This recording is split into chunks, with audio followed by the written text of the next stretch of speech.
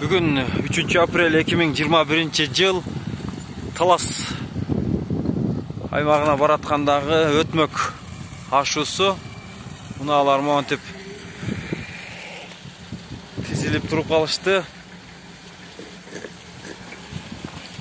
Кар аябай калың экен.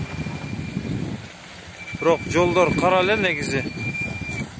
Кар эрип аткан учуру, бирок ошентсе дагы мыналар туруп тыгылып калып атышат. Жол тарыраак экен да негизи. Чоң КамАЗдар туруп калыптыр, ошонун натыйжасында пробка.